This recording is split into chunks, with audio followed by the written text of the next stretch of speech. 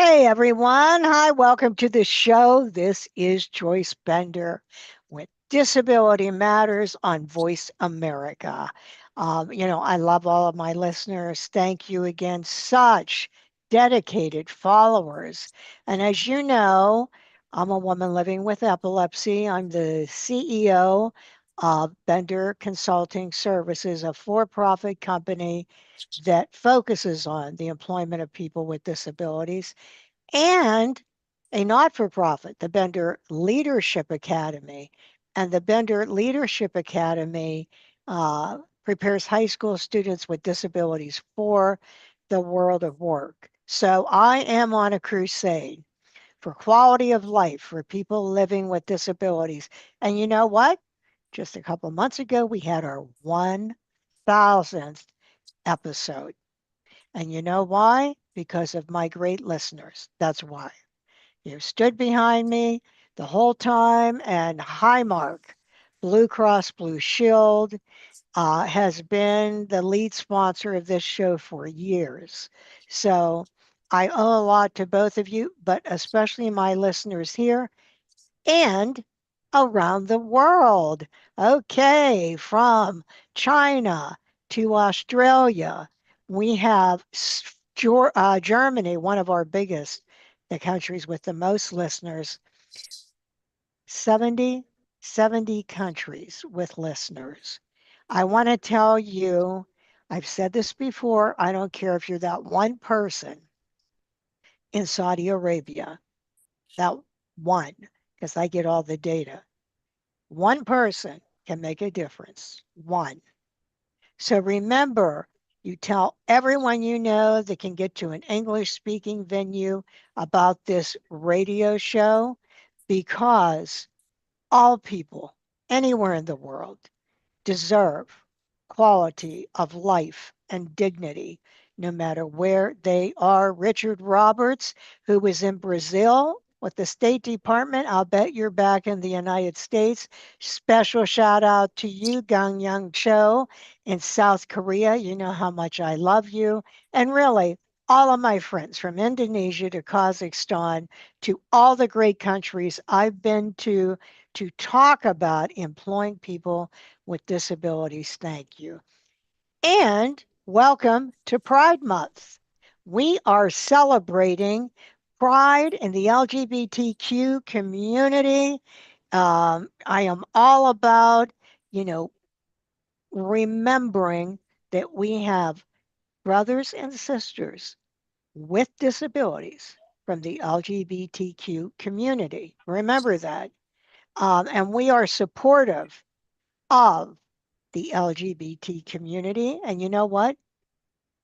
They have been there for me. All the way to Tony Coelho, former Congressman Coelho, the author of the ADA, who, like my brother, he has been with me and represents the LGBTQ community forever. My point is, I have so many people that really, this constituency has really stood behind me in everything we're trying to do. And I have a famous person. I know I have a famous person on the show today. Very well known, very powerful, the president and CEO of the LGBTQ plus Victory Fund or Institute, the one and only, the real trailblazer, Evan Lowe. Welcome to the show today. Joyce, it's such a pleasure to be with you here. Happy Pride Month to you. And in your earlier comments about being part of the crusade, I know that I join gladly as a member of your cavalry and helping to uplift the voices of so many that are underserved as well, too. So thank you for providing that space. Oh, thank you. Well, Evan, as you heard, we have listeners around the world, and what will happen is they will hear about someone, hear a show, and then say, oh, I wish I knew more about them. So I have every guest tell their story. So if we could have you, just share a little bit about yourself with our listeners, like, where you grew up, your family, school, um, why you wanted to be in politics, as I know you were, because you are like one of those people that you're a first in so many different areas. So let's hear about you, Evan. Thank you for the opportunity. Well, just briefly, my name is Evan Lowe, and I serve as president and CEO of the LGBTQ plus Victory Fund and the LGBTQ plus Victory Institute. Our organizations are dedicated to ensuring representation of LGBTQ plus people in elected and appointed office and in public office. And so it then leads me back to when I was then about 20 years old and ran for office at 20 years old, just like every 20-year-old does. They run for office. And I'm a fourth generation Californian. I ran for office in the city of Campbell in Silicon Valley, California. I lost that first race, but Victory Fund was there for me to invest in me, to identify as me as a candidate, and then to thrust me right back in. And I was elected the second time around at 23 after losing the first race. It was then Victor who stayed with me all the way through and helped me get elected to the California State Legislature, where I just concluded a decade of service. So 20 years of public service, and now uh, hoping to pay it forward and contributing back to the organization that made it possible for someone like myself to be authentic and true of myself, and also to demonstrate the best of what America has to offer, which is that of public service. And that's where I am today. Well, that is, yeah, not every 20-year-old says, I'm going to run for office. That just shows how you are. Uh, Evan, so you were the mayor, right? That's right. Yes. And you in Campbell City Council, the youngest openly LGBTQ plus mayor in the nation. So, when I was reading about you, I'm thinking, wow, just as you said, how many 20-year-olds say I want to run for office? I mean, you obviously had confidence and fortitude and really believed in yourself and didn't think small. And I hope every young person listening to this show today, especially those facing discrimination in not just only the disability, but the LGBT community, remembers you have to think big. So, what has given you this incredible energizer bunny that you have?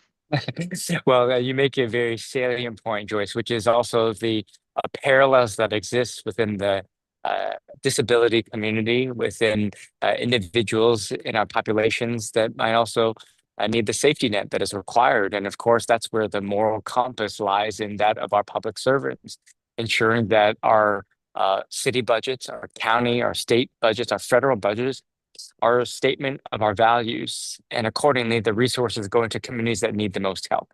And when we think about that of identity as a member of the LGBT community, oftentimes I'll get a question, well, why is it relevant to talk about why it's important for women to run for office, or those with disabilities, or those that might be of the members of the LGBT community, or whatever it might be? Yes, it is true that the fact of the matter is that I run for office in addressing the kitchen table issues like keeping our community safe, affordable healthcare, access to clean, drinkable water. You name that issue. But at the same time, uh, back even just 2 decades ago when I ran for office, there were laws on the books that criminalized our existence. And in fact, when I ran for office, marriage equality was not law of the land. I could not be a member of the Boy Scouts. There were no hospital visitation rights. Adoption rights for LGBT parents was limited and also non-existent in many states. You could not be a service member. That policy in place that was still in place with Don't Ask, Don't Tell. So a lot of those things now, fast forward, Joyce, have been addressed, but we also know that the pendulum swings backwards. And there's an adage and a saying, 2 steps forward, 1 step back. And that's why it is important that in this celebration of Pride Month that we talk about the issues with respect to how we uplift everyday individuals and understand that there's nuance to these issues. So yes, representation does matter, and we will transform everyday lives of everyday people on the key issues. But lived experiences also matter, and that's why we talk about living our authentic lives in these public positions. And I will say to all of the listeners, which I would encourage you to go to the website. What is the website, Evan? Thank you. It is victoryfund.org. Victoryfund.org on how you can help support and uplifting LGBT individuals wishing to answer that call for service, especially right now.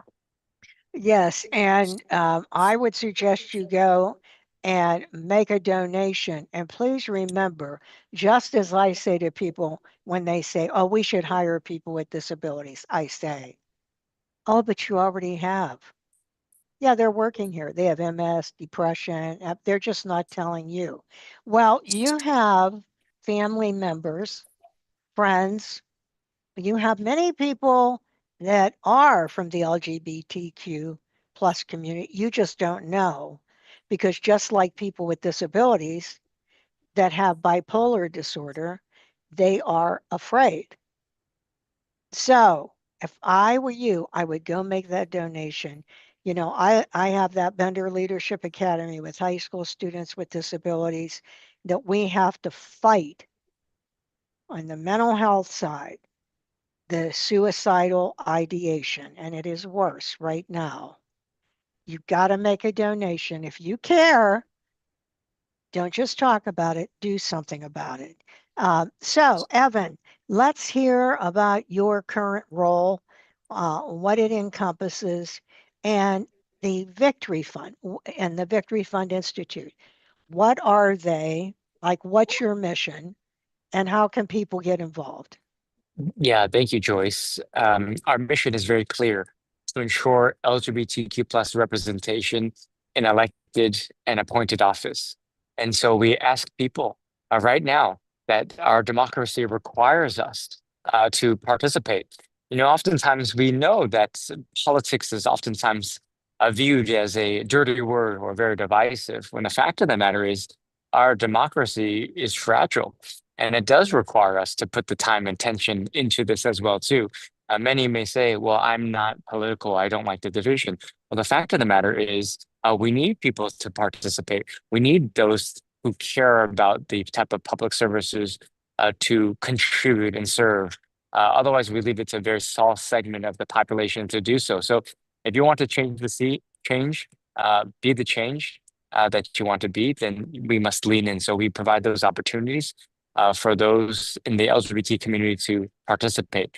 And why this is uniquely distinct is if you look at the climate about the current climate with respect to LGBT people, I referenced this earlier, in a number of states, it is criminal to exist, which is to say that there are laws on the books that criminalize the existence of members of the LGBT community, whether or not you're in states that define that of the legalities to be discriminated based on sexual orientation, in business accommodations, in areas of housing or access to healthcare.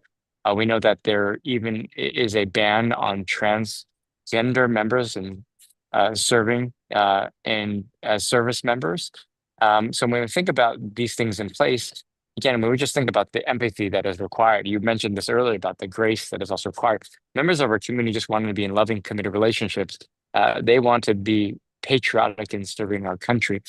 They want to have access to healthcare and education just like everyone else. This is what we're talking about here.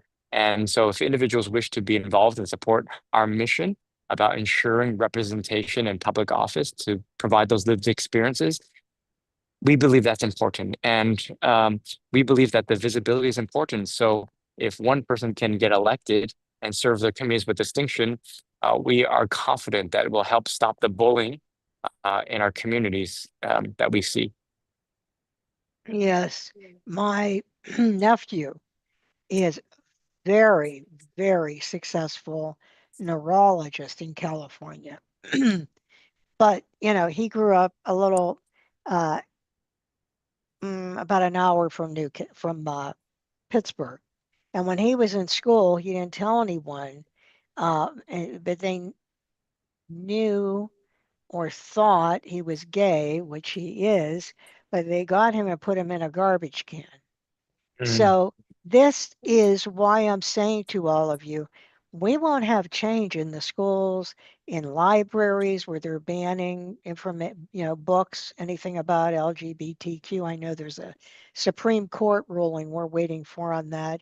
But you want to help, you got to make a donation or volunteer, do something. Now, what I don't know, Evan, is what is the distinction with the Victory Fund Institute? Yeah, thank you, Joyce. You've been so kind and generous in urging listeners and viewers alike to help contribute and put the resources to support.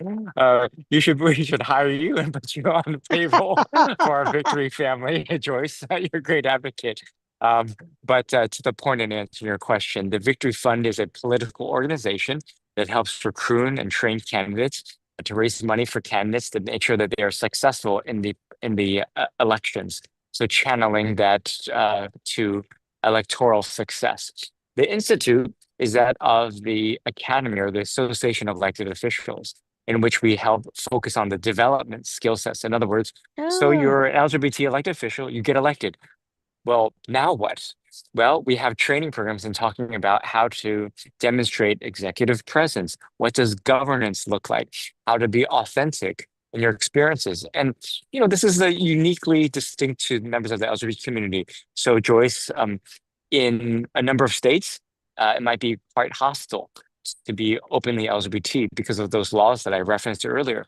And so, what if you have someone in which they want to run for office in a state that might be hostile? And so we coach them on saying, well, here's how to be authentic in yourself, but here's how to also speak to these issues, and understanding that it can be very challenging, very, very isolating to run for office because you're putting yourself for public scrutiny. And in an environment in which we are being attacked in real time, our rights are being dismantled as we speak. It might not be as encouraging and easy for someone maybe who lives on a coastal community, for example, to, let's say, another state that might not have as many of those protections that exist. so Evan, I have a question. I know you've talked about this, but this climate, how has that impacted mental health issues for the LGBTQ plus community and leaders that you're talking about? The example you just gave, what do you do if you want to run for office? And what is happening on that front? Well, let's talk about a few things with respect to elected officials, Joyce. Think about this. I mean, just this past week, as we're speaking now, the assassination of Mhm. public servants in Minnesota, the continue what we refer to as doxing, or the significant harm of being targeted, given the vitriol in our public discourse right now. Members being targeted and threatened on social media or at their homes. And you think about all of that. What loving parent, what individual would want to subject their families to this type of public scrutiny, knowing that the compensation is almost little to nothing, and it's challenging, and it's quite divisive in this period of time. And so, given all of those things, it no wonder why so many people do want to run, because of the significant harm that we've seen just this past week.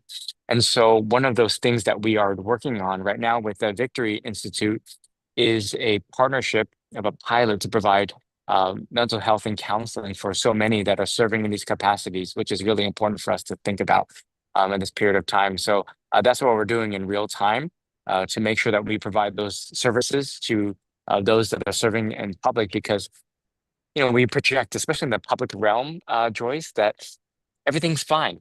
I think there is a misnomer, which is in the public realm and space, we put our best face forward. But what you see is not always the truth of authenticity, because we know that there's great pain in serving, but yet we are to be expected when the camera's wrong, to be our best and to be our finest. But it would be disingenuous to say that this does not also have a negative impact to the psyche and to the mental health of our public servants as well. And so that's where we hope to create an opportunities for this camaraderie and this gathering, and also a safe space for many of our public officials to help ensure that they serve with distinction and great capability. Yes, and my heart goes out to those families. uh, that lost their parents. I mean, how horrifying. And same thing, our prayers are with Mhm. the other family. Well, Evan, I know that you're limited on the time that you can be with us today, but what a pleasure it was to have you on. Before you go, I have to know two things. One, who is your role model? And then what message do you have for our listeners? Thank you, Joyce. Well, it's a pleasure to be with you. And again, the incredible parallels, the uncanny parallels within our respective communities and supporting one another. So thank you very much. It is mutual.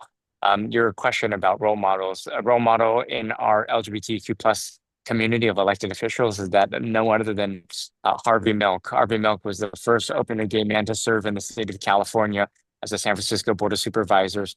Unfortunately, in his time, he was assassinated and we recognize him as an icon in our history books in the United States. There was a United Postal Service, a stamp uh, that was in his honor, as well as a naval ship in his honor. So we continue his legacy.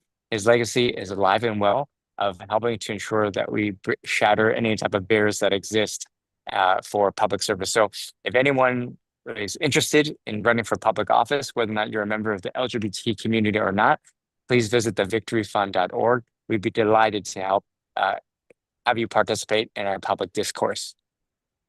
Thank you. And how about for our listeners? I know you're not going to say it, so I will. Victoryfund.org, right? Is that right? That is right. So again, one more time, if those who might be interested and have the capacity to continue our work, please visit www.victoryfund.org and help support and fund our work. That means make a donation. I'll say it for them. I'll say it. Um, and also, Evan, when I'm in DC the next time, I want to go out with you. I And so look forward to you can't hire me, but I want to go out with you. it.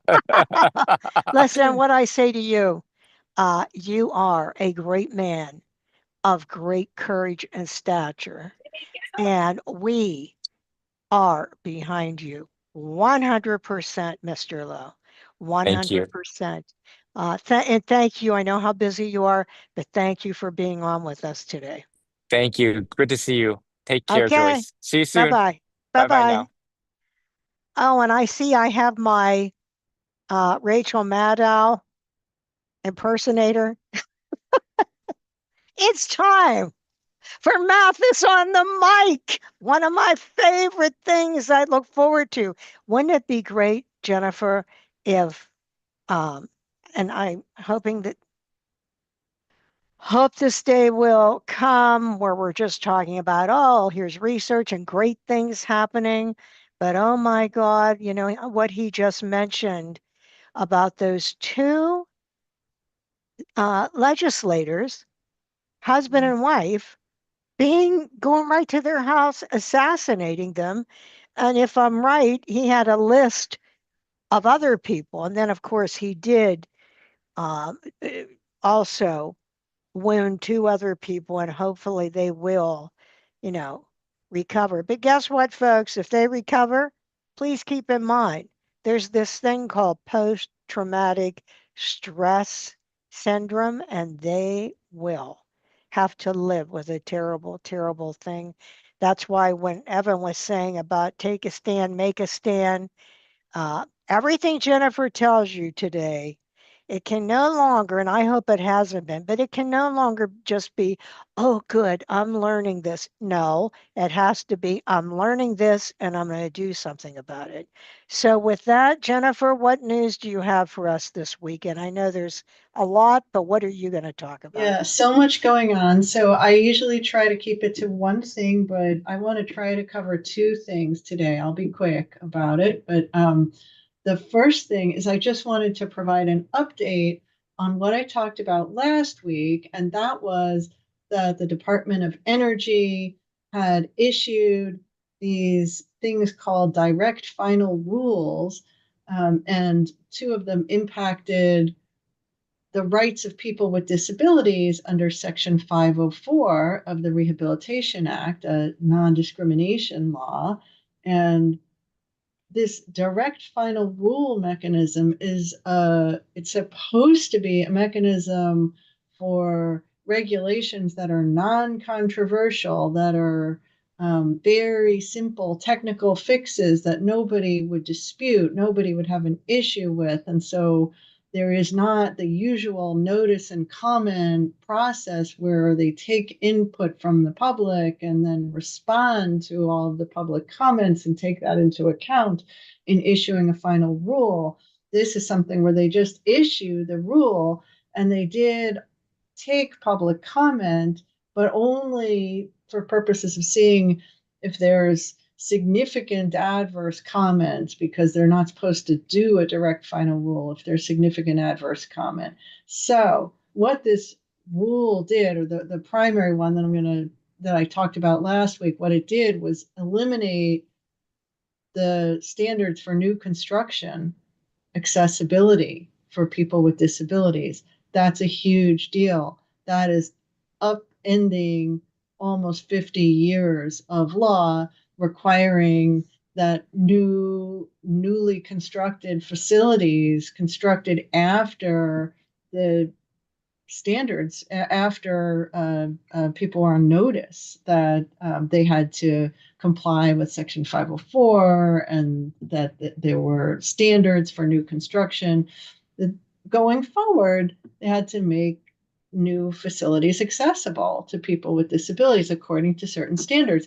And so this has been the law for many, many years. And as I talked about last week, there are about 80 different agencies that have the same standards in their 504 regulations. And this is something that Congress basically approved because they were very involved in creating the regulations that initially set forth those standards, and they went back and amended the law several times, knowing about those standards, and never took them out.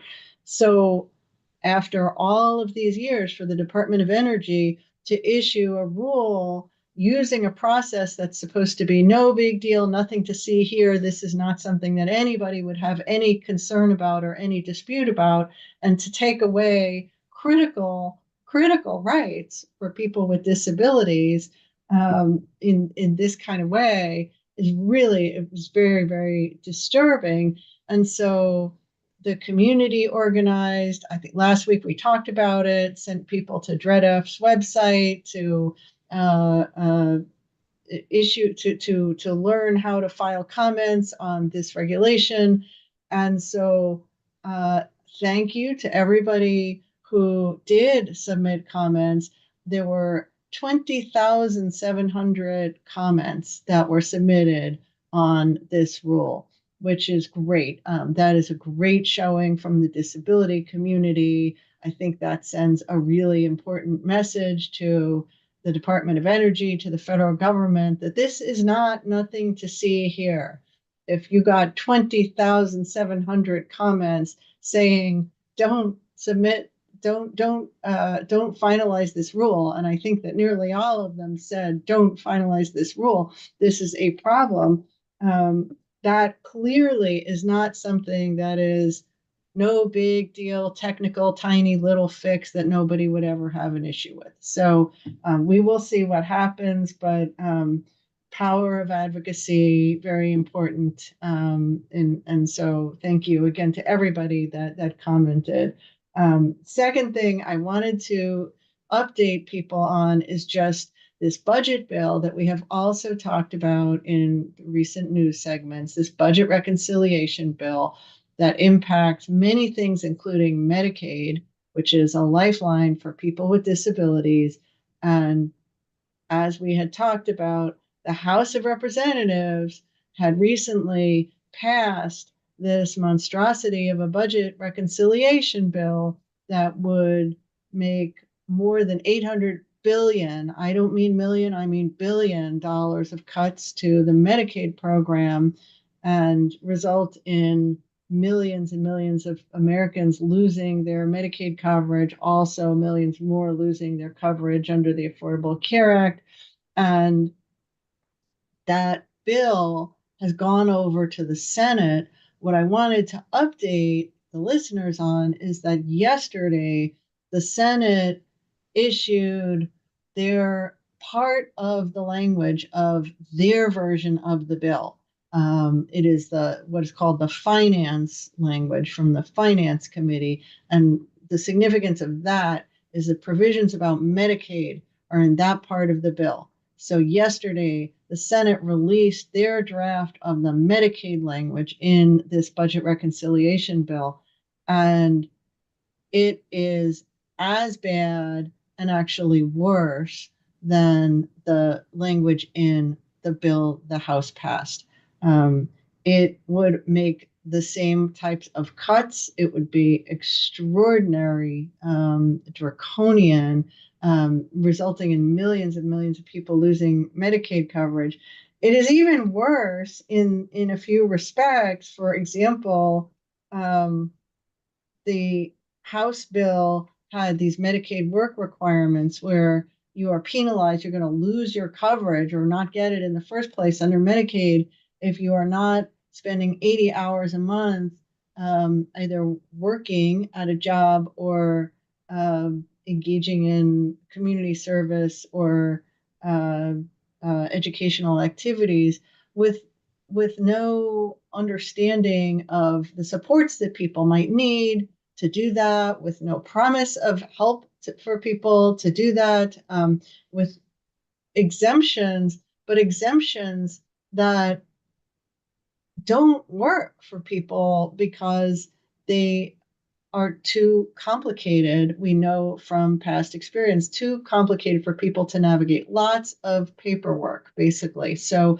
the result is we know from past experience with states that did Medicaid work requirements, I've talked about this before, that they end up booting off many, many people with disabilities from Medicaid coverage. And of course, many people get their supported employment services through Medicaid and the health services they need to work through Medicaid. It makes it harder rather than easier for people to work if you take away their Medicaid coverage. And these Medicaid work requirements in the past, they did not increase work. They only made people lose coverage. So the Senate bill makes it even worse with respect to work requirements. The House bill, one of the things they exempted was parents of minor children. The Senate bill only exempts parents of children 14 and under. So it does not exempt parents of older children. So that is one way that the Senate extended the work requirements even further under the Medicaid program than the House bill did. And the Senate also um, blocked Medicaid coverage for refugees and people granted asylum, which is not something the House bill did. So the Senate has made it even worse at this point. It is critically important for people to call your senators and to try to visit your senators. Try to visit them at home too and contact both the home office as well as the DC office to tell them how bad this bill is for people with disabilities and how upset everybody will be if so many people with disabilities lose their Medicaid coverage that they need to survive, that they need not just to get health care, but that they need to live in the community. So that's the news. I have a couple questions. Yep. I was listening to the news and they were saying that it's possible this will not be passed easily, and that uh, it would be shocking if it was on the desk of the president before the break. So that's my first question. Do you think that's true? And my Well, second, yeah. go ahead. Oh, should No, I'll my take that second, first. Okay. okay, go ahead. Take that first. So yeah, I that's a great question, and yes, the president has said, and he's putting a lot of pressure on Congress to get this bill to his desk by July 4th. It seems challenging for that to happen. I don't know, is the bottom line. I don't know. Nobody can predict whether that will happen or not. There are some senators who are voicing some concerns on the Republican side, which is the side that has primarily voted for these changes in the House. So there is, I think, some greater concern. However, um, seeing even worse language come out from the Senate side than on the House side suggests that there's a lot of concern on the Senate side as well. Or we should be concerned about what is happening on the Senate side. And I think we can't take it for granted. We have to assume the worst. We have to assume that this bill is on track to get passed by July 4th. I don't know that that will happen. It is unclear, but I think we have to assume we know in any event, this bill is moving very fast. So it is important to act quickly and contact your senators quickly. That was my next question. How the heck do we stop this from happening?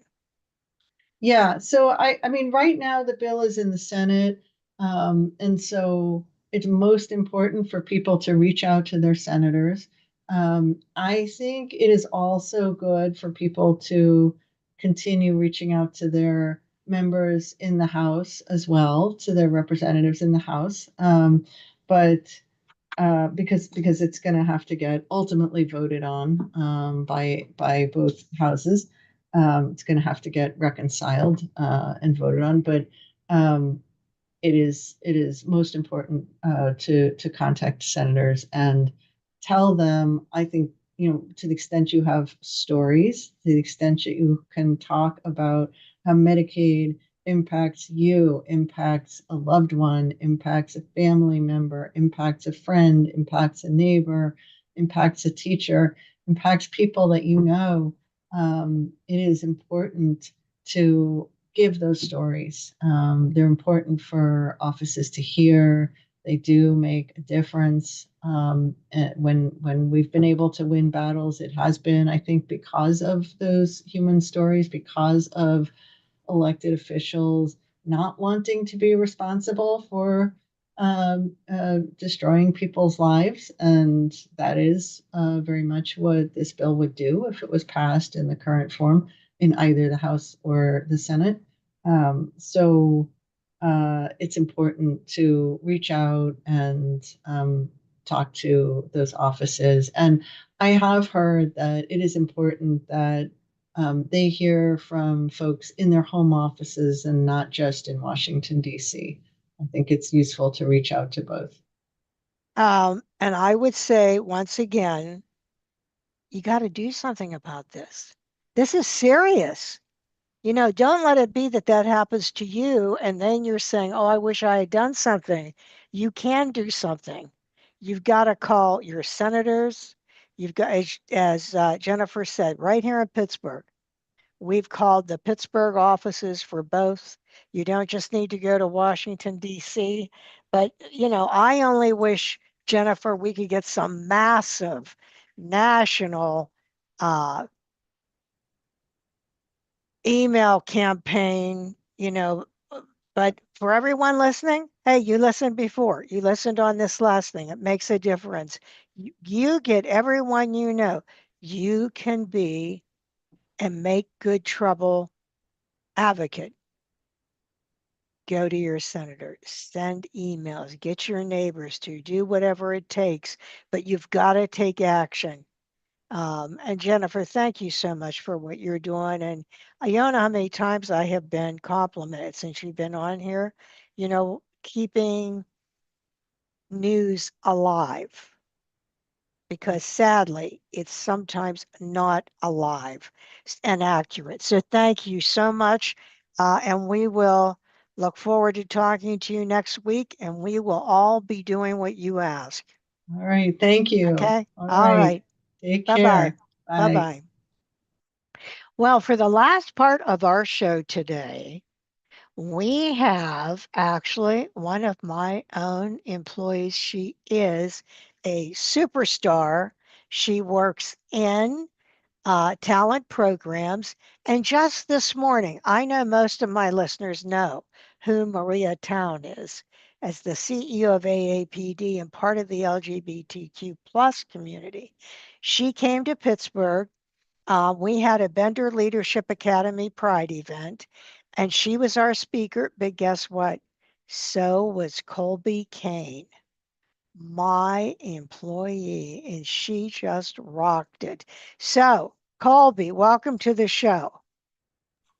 Thank you so much, Joyce, for having me. I really appreciate it. And thank you so much for that wonderful introduction.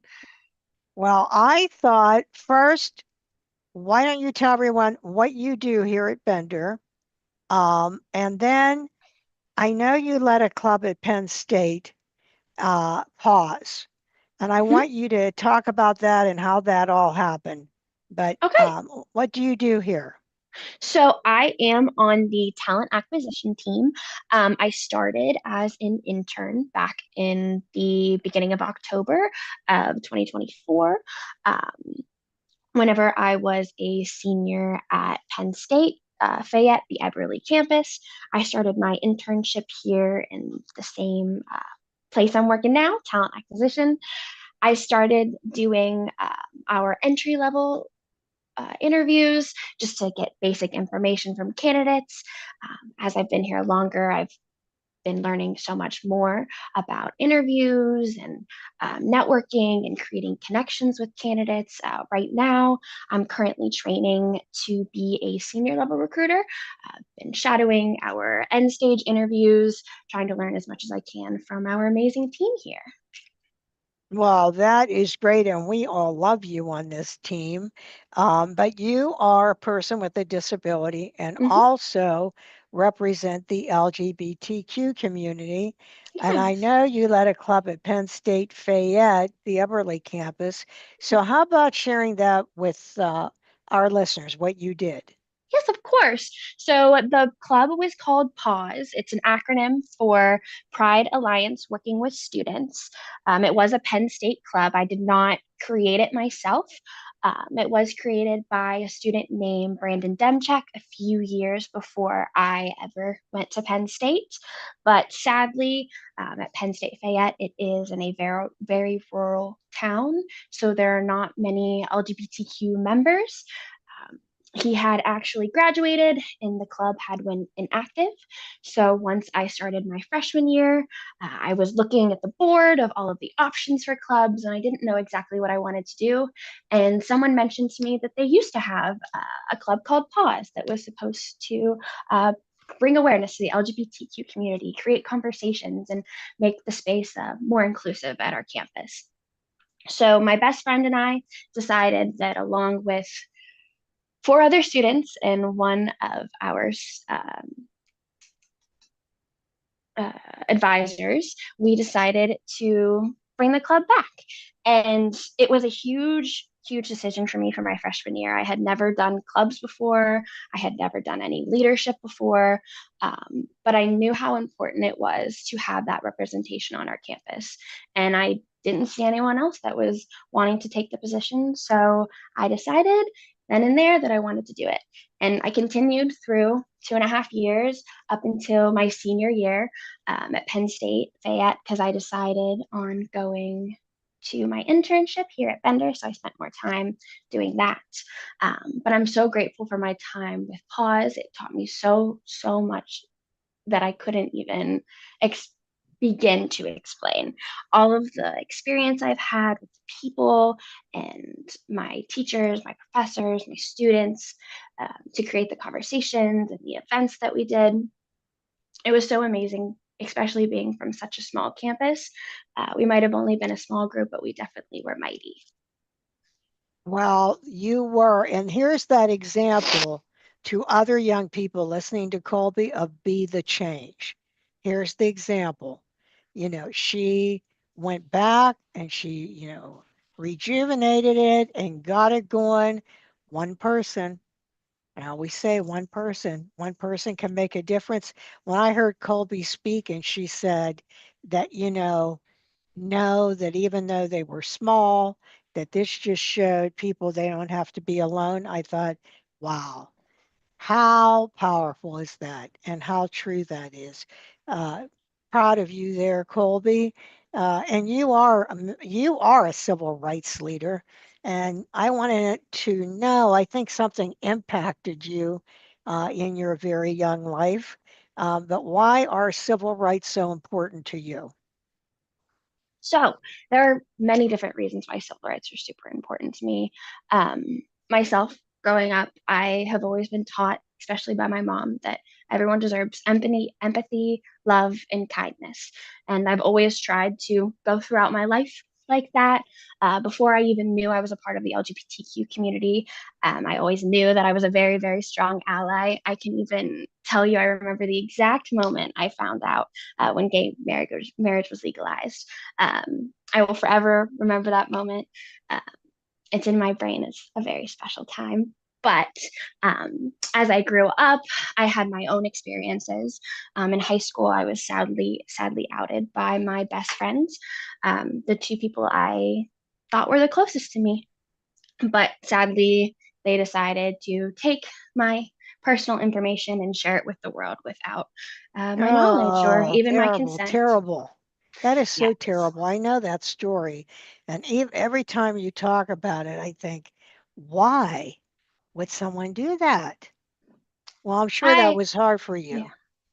I asked myself the same thing for a very, very long time, especially since one of my friends, even now, well, I guess old friend, they're part of the LGBTQ community as well. So it makes me very sad that it might have just been coming from maybe a point of sadness or a point of loneliness. And like you said earlier, it's super important for people not to feel lonely. So, yeah, but also another thing that was very, very important to me was whenever I was at Penn State, I was given the opportunity to have a conversation with Dr. Bernice King, Martin Luther King's youngest daughter. Uh, Out of the 20 campuses, 19 Commonwealth, and one University Park, uh, 12 students were selected to speak with her, and we were able to have a Zoom call, listen to her speak about her experiences, her life, her dad, everything that I could even possibly imagine. It was wonderful, and that is probably one of the things that stick out the most to me of my college experience because I'm just so grateful to have that opportunity. Wow, what an opportunity that was. Yes, I so admire him, and I use his quotes frequently, many of his quotes, but I'm sure as a young girl, that did really have an impact on you. But you know what? It was in you. It was in you, Colby. You Oh, just thank you, needed Joyce. someone to let it out, and here you are talking about this to everyone.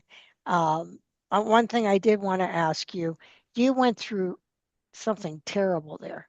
Do you have any advice for young people from the LGBTQ plus community in school, high school, who are being brutally bullied? Do you have any advice for them? My advice is that you are not alone. It might feel like you are in this moment, but I can promise you, even if it is only your future self looking back at you and being so proud that you have come so far, you have someone in your corner. Even if it's just me and I am all the way across the world, just know you have people in your corner and you have people that support you. Coming from a small town myself, I can understand how isolating it can feel, or even from family that some don't accept you. And that's okay because you can create your own family. You can create your own story, and you are loved, you are accepted, and you are unique. Yes, and um, sometimes even with epilepsy, which I live with epilepsy, but I'll meet someone with epilepsy and they're like oh my God, I've met someone else. And Mm. I tell them there are a lot of people, it's just they don't want to, because of the stigma attached, they just don't want to say they live with epilepsy.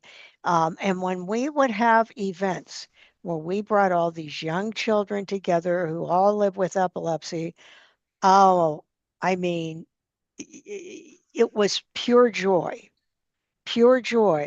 because, oh, here's someone else I know that lives with epilepsy. It's the same thing. It Mhm. is really very similar. Mhm. But when you go through it, you do feel like it's only you, You in the do. whole world. You think it's only you. Did that happen to you in high school? Was that in high Yes, school? it was my Oh, yeah. freshman year of high school, actually. I was 14 at the Oh, time.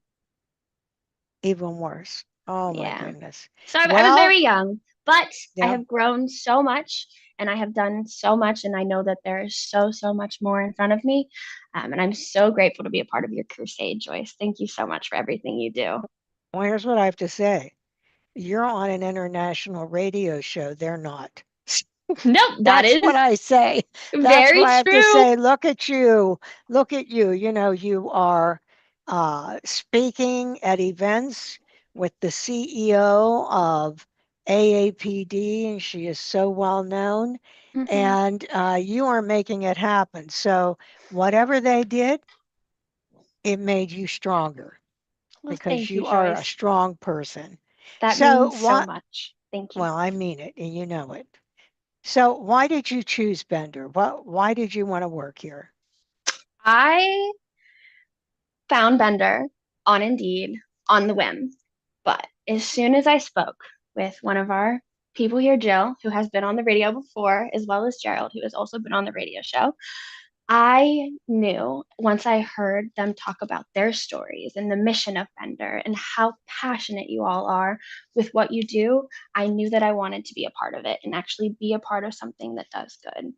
Um, my commute is a little long compared to other people, but I would do it in a heartbeat every day if I could, because coming into the office to see you all genuinely makes my week. And being able to sit around a table and just have productive conversations and even just listen to all of your ideas, it makes me so excited for the future and so excited to what we're going to do. And we have a lot of openings right now. We do. They, a lot that Colby is working on in healthcare, for example. We Hmm. had a lot of opportunities for nurses living with disabilities who would like to work remote. I mean, we really have a lot of healthcare openings, and you can go to benderconsult.com and check that out. And if you are seeking employment, apply your resume there. And Colby, even aren't you surprised how much is going on? Yes, so much is going on, especially for the remote nurses positions. I think that's so amazing for nurses, especially after everything that happened with COVID and especially with mental health, that Mhm, the environment of being on those COVID wards was so much for so many people. And I'm so happy mhm, that nurses are given the opportunity to continue with their work, but not mhm. have to be in the same work conditions if they don't want to be. Well, Colby, thank you so much for Of being with us course. today on the show. Thank you for And having me. of course, and this is Miss Colby Kane, Colbycain. Colby Kane. I would ask all of you listeners, I know you know so many other people going through different issues. Share this show, help someone up, help them to not feel alone. Share this show. And with that, we have a quote at the end of every show. And I almost wanted to state this earlier only because of Evan Lowe telling us how much he loved Harvey Milk. But here it is. The quote is, "Hope will never be silent," said Harvey Milk. This is Joyce Bender, America's Voice, where disability matters, at voiceamerica.com. Don't go away next week. Be here, come back, and in the words of Mary Brocker, remember, choose joy. We will talk to you all next week.